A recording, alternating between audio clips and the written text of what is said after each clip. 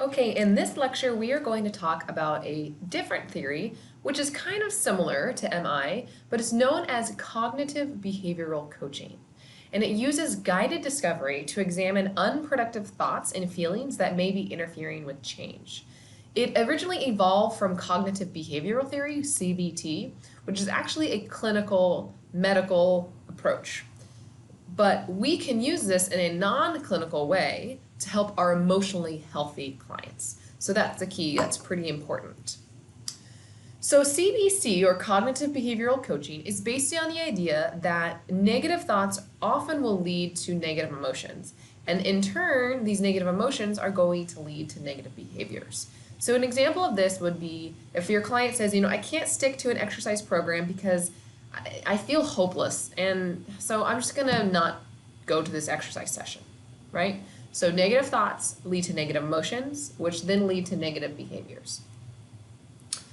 If a coach is using the CBC kind of method, where the coach will need to identify counterproductive thoughts and beliefs that to your client, right? So you need to identify these things that your client is saying, and then we need to challenge them. And then after we challenge them, or when we challenge them, we're going to replace them with thoughts that are more positive and will elicit more positive emotions, which then will turn into more positive behavior changes. So CBC encourages our clients to become more aware of their inner thoughts, known as self-talk and automatic thoughts. Now, self-talk and automatic thoughts is also known as mind chatter. Essentially, it's all those things that you think of, right, when you're not actually saying it out loud. And sometimes you do say it out loud, but it's subconscious, right? It's going through. You're not intentionally thinking about these statements. So it can be benign, like, oh my God, I can't believe it's already Thursday, right? Or it could be actually harmful to you. And a lot of people engage in harmful and negative self-talk. And what's unfortunate about this is that it can be really harmful because it can interfere with the actual behavior change efforts.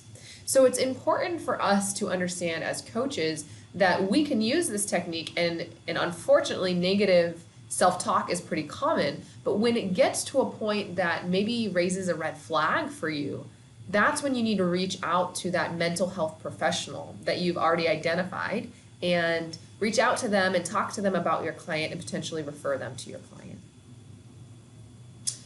So common issues in cognitive behavioral coaching include two things: cognitive distortions and irrational beliefs. And cognitive distortions refer to the irrational and unusually harmful thought patterns that interfere with a person's well-being. Irrational beliefs are pretty similar, and these are things a person assumes to be true or to be an important value, but which actually does not mesh with what is truly possible in their daily lives. Let's spend some time on the cognitive distortions, right? So these are common cognitive distortions. And again, these reinforce negative thoughts and feelings and can alter the way people see themselves and eventually lead to really kind of a negative and unproductive view of themselves and their lives. And I'm sure you know people and have worked with clients that have a lot of these cognitive distortions.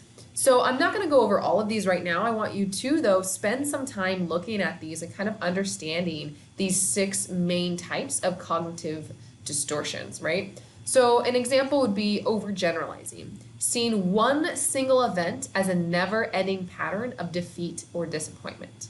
So examples of this include nothing ever good ever happens to me, or even when I'm exercising more, I still can't control my blood sugar. I'm never going to lower my A1C. Many of you have probably worked with clients and or know friends or family members that use that overgeneralizing, and maybe even it's you. Another example of this is the all or nothing talk, right? Sometimes called the black and white thinking. Either I do it right or I don't do it all. Well, I had a cookie already, so I basically ruined my whole eating for the day, right? It's this all or nothing kind of drastic thoughts, okay?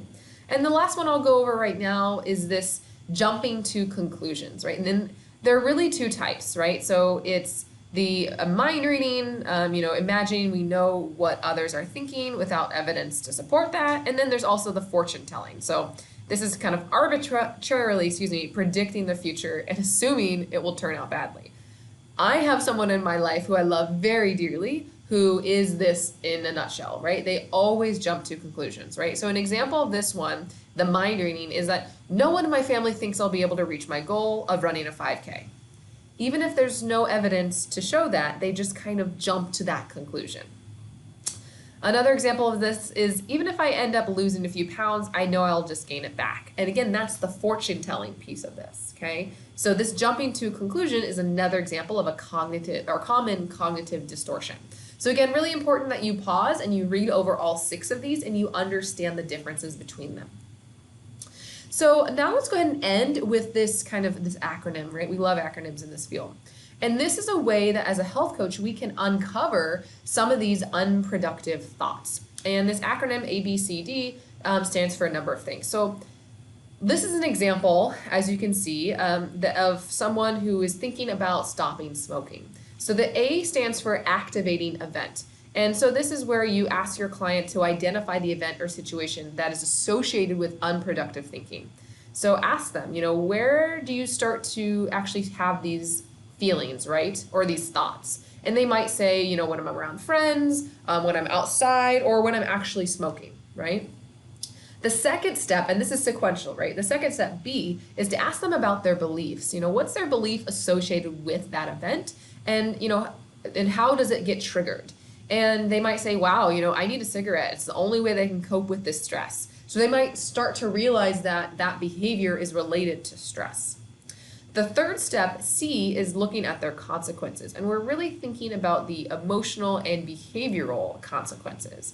So based on that behavior, how do they emotionally and behavioral feel, right? They might have cravings for smoking. They might have a desire to do it. They might have this kind of underlying longing to do it or distress because they're not. The next step is D, disputing the negative thinking. And this is where you can start to see it starts to get a little bit more productive. Okay, and this is where you're going to dispute the negative thinking and try to replace the thought with a more productive one.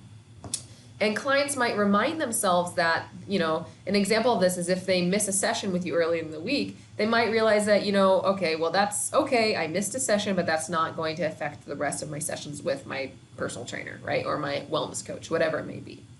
Okay, for the smoking examples, it might be, sure, I want to smoke, but I don't really need one. I've gone without one for a long time. I could do something else to cope with my stress. So again, this is where you start to see some positive steps along this process. And then E stands for effect. And it's referring to the new effect of changing the behavior, right? So, and it involves definitely more productive emotions and behaviors. And the client eventually ends up feeling more satisfied with that decision, okay? So an example here is that the effect of changing this behavior is that they might feel more self-efficacy.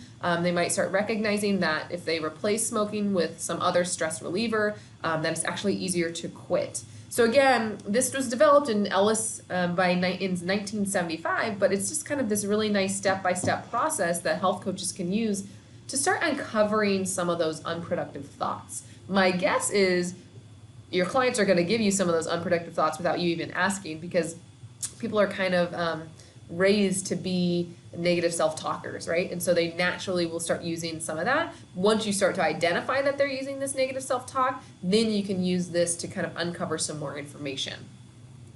Let's go ahead and pause here. First question is, for this learning recap, what is CBC? Second question, what are some common issues with CBC? And then third, how can you as a coach uncover some of those unproductive thoughts and then turn them into positive thoughts and positive behavior change? We'll pause here and I'll see you for the next lecture.